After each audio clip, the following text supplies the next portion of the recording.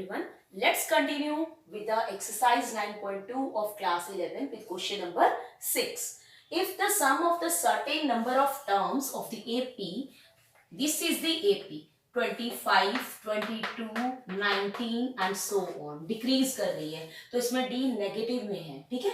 तो आपको बताया हुआ है कि इन नंबर ऑफ टर्म्स का जो सम है, ये नहीं पता कितनी टर्म्स है, सर्टेन नंबर ऑफ टर्म्स, कुछ टर्म्स है जिनका सम जो है वो कितना है 116, यानी लेट ये n टर्म्स का सम है, तो Sn आपको गिवन है और इस AP से आप कैलकुलेट कर सकते हैं A और D कैलकुलेट कर सकते हैं second term minus first term करके, जो कि आएगा आपके पास -3।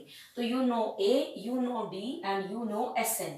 तो what you have to find out, you have to find out the last term, कि जितनी ये टर्म्स का सम आया है 116, उसमें लास्ट टर्म क्या है। Let the last term is nth term an, तो हमें ये an निकालना है। तो an निकालने के लिए हमारा फॉर्मूला जो होता है वो होता है a plus n minus 1d। अब हमें a तो पता है, d भी पता है, but we don't know n, तो हम n किससे निकाल लेंगे, Sn वाले फॉर्मूले से। Sn हमें गिवन है, तो Sn का फॉर्मूला क्या होता है, n/2 2a plus n minus 1 into d। अब Sn हमें गिवन है 116, and we don't know this, we are going to find out, and 2a 2 into 25 is 50 plus n minus 1 into minus 3। तो अगर मैं इसको उधर लेके जा रही हूँ तो ये आ रहा है 232 इज इक्वल टू, अगर ब्रैकेट खोलते हैं तो 50n minus 3n into n minus 1, ठीक है।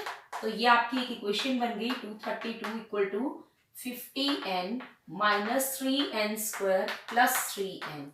तो क्वाड्रेटिक इक्वेशन बन गई आपकी, इधर ले आते हैं, पॉजिटिव हो जाएगा 3n स्क्वायर, लेफ्ट साइड पे ले आते हैं और ये कंबाइन करके बन रहा है आपका 53n, तो इधर आके हो जाएगा आपका लेफ्ट साइड पे माइनस 53n और 132 हम लेफ्ट साइड पे ही रहने दे रहे हैं, तो राइट साइड पे नाउ वी आर हैविंग 0, ठीक है। अब आपने इसकी फैक्टराइजेशन करके n फाइंड आउट कर। Now if we will do the prime factorization of 696, इनको मल्टीप्लाई करके 696 आएगा, you will get these factors 29 and 24। तो अब आप कॉमन लेंगे तो 3 और 29 में कुछ भी कॉमन नहीं है, आप n कॉमन ले सकते हैं। सिमिलरली यहाँ पर आपका 24 कॉमन आ जाएगा, सॉरी 8 कॉमन आ जाएगा, 8 3s are 24 और माइनस कॉमन लिए तो ये प्लस माइनस बन गया आपका, and 8 2s are 16 7 8 9s are, तो ये आपका आ गया n minus 8 and 3n minus 29 equal to 0। यहाँ से आपकी n की वैल्यू आ जाएगी 29/3 विच इज रिजेक्टेड, क्योंकि नंबर ऑफ टर्म्स जो है वो आपकी होल नंबर होनी चाहिए। कितनी टर्म्स है, 1 टर्म है, 2 टर्म है, फ्रैक्शनल टर्म नहीं होगी आपकी, फ्रैक्शनल नंबर में नहीं आएगी, नंबर ऑफ टर्म्स जो है वो होल नंबर होगा। तो n की वैल्यू आपकी आ गई 8। अब आपने लास्ट टर्म यानी आपकी 8th टर्म जो है वो लास्ट टर्म है, तो आपने 8th टर्म निकाल के दिखा देंगे which is 7d, a plus 7d, a is 27 and d is -3, तो 25 minus 21, the last term is 4। तो ये डिक्रीज होते होते लास्ट टर्म 4 आएगी और इन सब का सम आएगा 116। Now question number 7 is find the sum of n terms, means Sn you need to find out of an AP whose kth term जैसे nth term an होता है, kth term is given to you 5k plus 1। So one method is this, find the first term second term using this formula kth term। अगर मैं k को 1 put करती हूँ तो मेरी फर्स्ट टर्म आ जाएगी, जैसे ये kth टर्म है तो ये फर्स्ट टर्म आ जाएगी, तो मैं k को 1 पुट कर रही हूँ तो 5 into 1 5 plus 1 is 6। अब मैं k को 2 पुट करती हूँ, ठीक है, तो मेरे पास सेकेंड टर्म आ जाएगी, तो 5 into 2 is 10, 10 plus 1 is 11। Now a 3 put करते हैं, इसी तरह से k को 3 पुट किया तो 5 3s are 15 plus 1 16।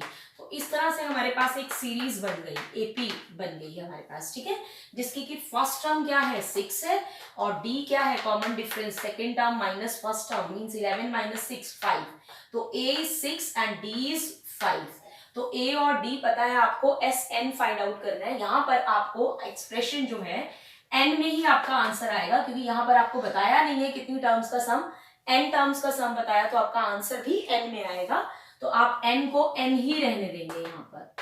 तो 2a plus n minus 1d, जैसे आपका kth टर्म जो है वो k में आ रही है, उसी तरह से n टर्म्स का सम भी n के एक्सप्रेशन में आएगा। तो n by 2, 2 into a, 2 into 6 is 12 plus n minus 1 and d is 5. So n by 2, 12 plus 5n minus 5 and n by 2 into 12 minus 5 is 7. 7 plus 5n. You can leave it here. This is the sum of n terms of the AP. Now question number 8 is, if the sum of n terms of an AP, it means Sn is Pn plus Qn square. where P and Q are constants, ठीक है, हम n जो है वो variable है, उनको हम change करके वैल्यूज निकाल सकते हैं, हमें कॉमन डिफरेंस निकालना है। ठीक है, सबसे पहले तो आपको ये ध्यान रखना है कि an और Sn में कनेक्शन क्या है। ठीक है, an और Sn में कनेक्शन जो होता है वो ये है कि अगर हम nth टर्म निकाल रहे हैं तो हम सम ऑफ n टर्म्स में से अगर sum of n minus 1 terms minus कर दें तो आपको an मिलता है। This is the connection between an nth term and sum of n terms. तो अगर मुझे यहाँ पर a1 निकालना है तो वो होगा s1, ठीक है, माइनस s0, अगर मैं n को 1 पुट देती हूँ, और s0 का मतलब है किसी भी टर्म का सम नहीं, तो वो आप निग्लेक्ट कर सकते हैं। तो a1 जो होगा वो होगा आपका s1, यानी अगर मुझे फर्स्ट टर्म निकालनी है, a1 निकालना है, तो मुझे n को 1 पुट कर देना है। फर्स्ट टर्म का सम, जैसे अगर मैं कोई AP लिखती हूँ, सपोज ये AP है, नॉर्मल AP, एक 1 के डिफरेंस के साथ, तो अगर मुझे चाहिए जो फर्स्ट टर्म है वही फर्स्ट टर्म का सम भी आएगा, क्योंकि हम फर्स्ट टर्म का सम किसके साथ लेंगे? फर्स्ट टर्म मींस कि हम सम किसी के साथ भी नहीं ले रहे, तो S1 और A1 एक ही होगा। लेकिन अगर हम A2 की बात करें, सेकेंड टर्म की बात करें, वो होगा सम ऑफ टू टर्म्स, n की जगह मैं 2 पुट कर रही हूँ। इस एक्सप्रेशन में जो रिलेशन लिखा है मैंने S2 माइनस S1, ठीक है। अगर मैं दो टर्म्स के सम में से, अगर आप इसी को देखो तो दो टर्म का सम कितना आएगा मेरा? 5, A1 plus A2, first to terms का सम 5 आएगा। और जब मैं फर्स्ट टर्म का सम लूंगी वो सिर्फ होगा 2, क्योंकि किसी के साथ लिया ही नहीं, एक ही टर्म है। तो अगर मैं इन दोनों को माइनस करूं, S2 माइनस S1 करूं, तो मेरा आ रहा है 3। देखो सेकेंड टर्म आ गई, तो A2 क्या होगा? S2 minus S1। इसी तरह से अगर हमने A3 निकालना है, वो होगा S3 माइनस S2, कि 3 टर्म्स के सम में से 2 टर्म्स का सम माइनस कर दो तो आपको थर्ड टर्म मिल जाएगी।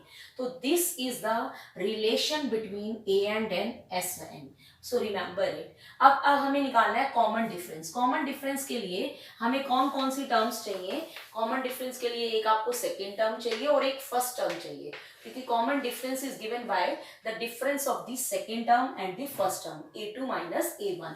तो यहां से हमें पता है S1 और A1 इक्वल है, तो अगर मुझे N को मैं 1 पुट करती हूँ, तो यहाँ पर P और Q तो कांस्टेंट है, मैंने N की जगह 1 पुट कर दिया, और ये एक्सप्रेशन आ गया P into 1 is P plus Q into 1 square is Q। तो S1 मीन्स A1 आ गया, तो आपका फर्स्ट टर्म मिल गई P प्लस Q। तो आपने फर्स्ट टर्म निकाल ली है। सिमिलरली अब आपने सेकेंड टर्म निकालनी है, तो सेकेंड टर्म का फॉर्मूला है A2 equal to S2 minus S1। S1 तो हमारे पास है, तो पहले S2 निकाल लेते हैं। तो N की जगह मैं 2 पुट कर रही हूँ, तो 2P into 2 plus Q into 2 square, तो ये आ गया 2P प्लस 4Q। अब S2 का मतलब क्या है? S2 को अगर मैं लिखूं तो वो होता है फर्स्ट टू टर्म्स का सम, A1 प्लस A2। अगर मैं S2 को रिप्लेस करूं, ये भी कैसे आया है ये भी बता देती हूँ। S2 को कैसे लिख सकते हैं आप? A1 प्लस A2 की फर्स्ट टू टर्म्स का सम। अब यहां से A1 हमने A2 निकालना है, तो A2 क्या होगा? अगर मैं A1 को उधर जाके माइनस कर देती हूँ, A1 की वैल्यू क्या है? P plus Q। तो मुझे यहाँ पर P प्लस Q उधर जाके अगर मैं माइनस कर देती हूँ तो मुझे सेकेंड टर्म मिल जाएगी। तो सेकेंड टर्म आ जाएगी 2P plus 4Q minus P minus Q।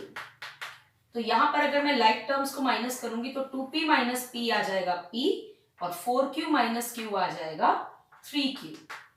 सो मेरी सेकेंड टर्म जो है यहाँ पर आ गई है P प्लस 3Q। अब सेकेंड टर्म भी पता है, फर्स्ट टर्म भी पता है, इन दोनों को माइनस करके हम कॉमन डिफरेंस निकाल सकते हैं। So common difference is second term means P plus 3Q minus first term is P plus Q।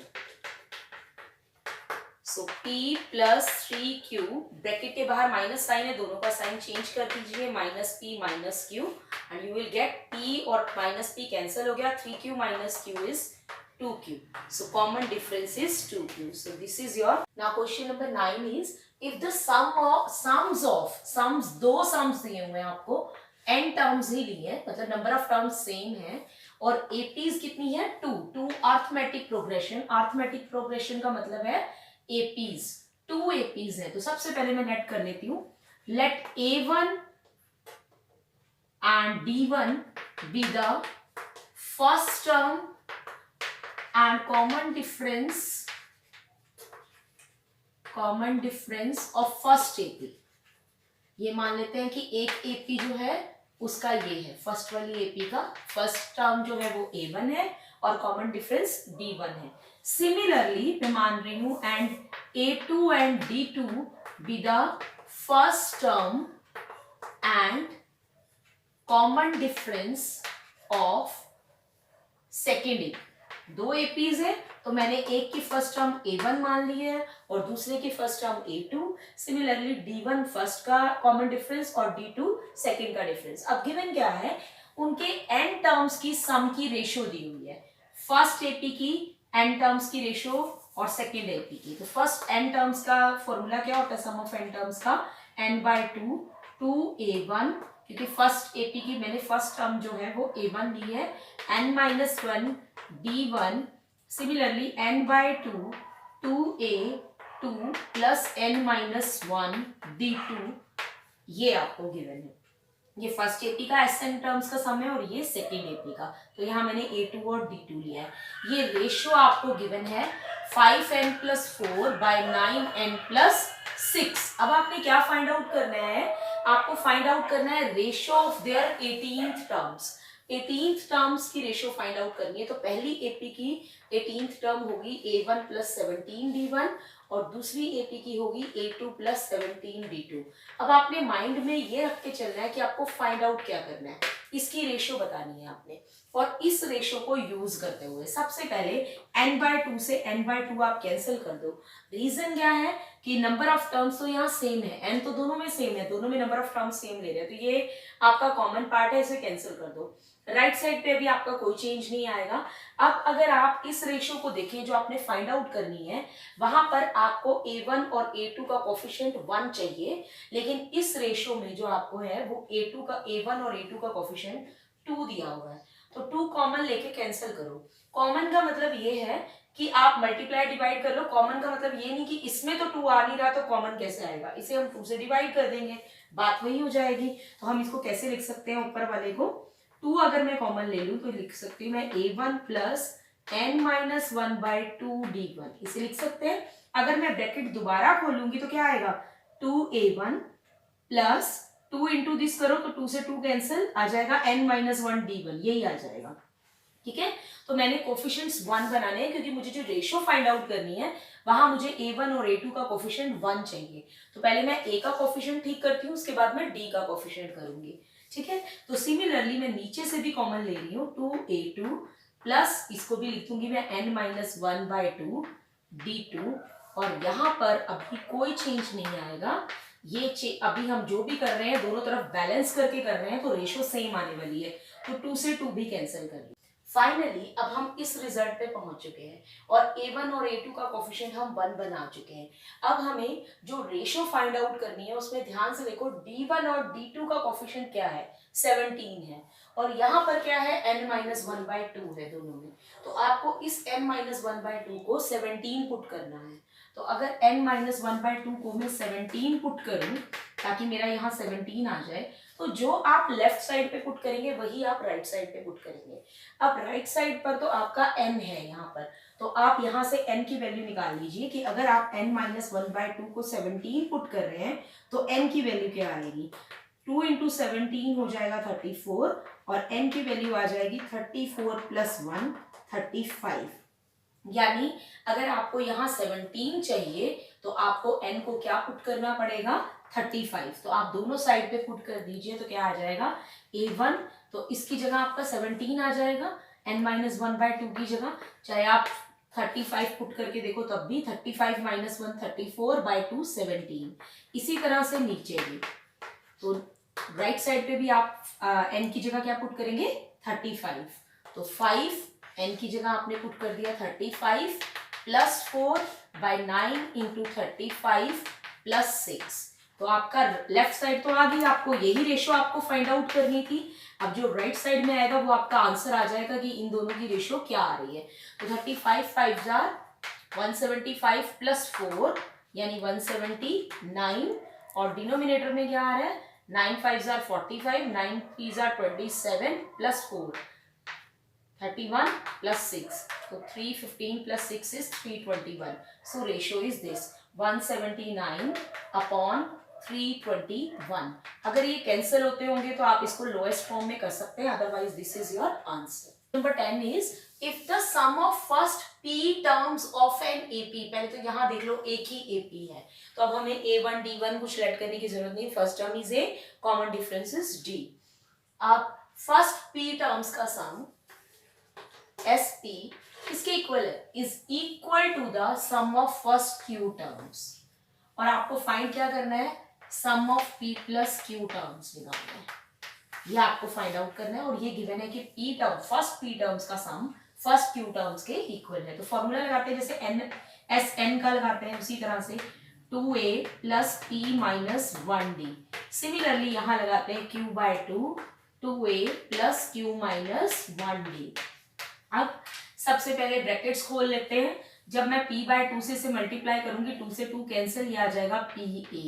Similarly जब इससे करूंगी तो ये आ जाएगा p minus 1 into p by 2, साथ में इसके p बाय 2 आ जाएगा इंटू d, इधर भी क्या आ जाएगा 2 से 2 कैंसिल AQ, और ये भी मल्टीप्लाई होगा Q और साथ ही साथ बाय 2 से। तो अब हम p वाले a वाले टर्म्स एक तरफ कर लेते हैं और Q वाली एक तरफ, तो ये आ जाएगा AP था AP लिख दिया, वो तो माइनस AQ, इसको लेफ्ट साइड पे ले आए, और राइट साइड पे आ जाएगा Q minus 1 D by 2 minus P minus 1 D by 2। ये D पूरे के नीचे आप इनटू में भी लिख सकते हैं, इसको बात वही आएगी। अब अगर मैं यहाँ से A कॉमन लेती हूँ P माइनस Q, और यहाँ से मेरा क्या कॉमन आ रहा है D बाई 2, दोनों में कॉमन है, तो ब्रैकेट में बचेगा D बाई 2 कॉमन ले लिया, तो आपका ब्रैकेट में बचेगा Q इंटू Q माइनस 1, जो कि आपका आ जाएगा Q square minus Q। Similarly यहाँ बचेगा ये D बाई 2 तो बाहर ले लिया, minus P square plus P। ठीक है, अब अगर मैं इसको रीअरेंज करके लिखूं तो ये आपका आएगा D बाई 2, इसको मैं लिख सकती हूँ Q square minus P square है, और ये पहले ये लिख लेती हूँ P माइनस Q, अरेंज करके लिख दिया, बस 4 टर्म्स है तो मैंने लिख दिया P माइनस Q एक ब्रैकेट में, मैंने कोई साइन चेंज नहीं की है, और प्लस माइनस कॉमन ले लेती हूँ, ये P स्क्वायर प्लस का हो जाएगा और Q स्क्वायर माइनस का, मैंने सिर्फ इनको पेयर्स में लिख लिया है ब्रैकेट्स में। फाइनली यहाँ तक पहुंच गए। अब क्या करना है आपने A into P minus Q is equal to D by 2, और मैं इस P square minus Q square को अगर आइडेंटिटी लगा के लिखूं तो I can write it as P minus Q P plus Q।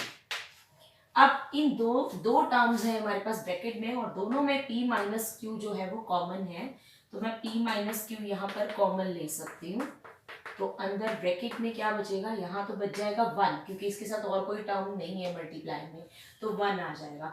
यहाँ पर माइनस के साथ ये टर्म आ जाएगी माइनस P प्लस Q, अगर मैं ब्रैकेट खोलूंगी तो माइनस P माइनस Q।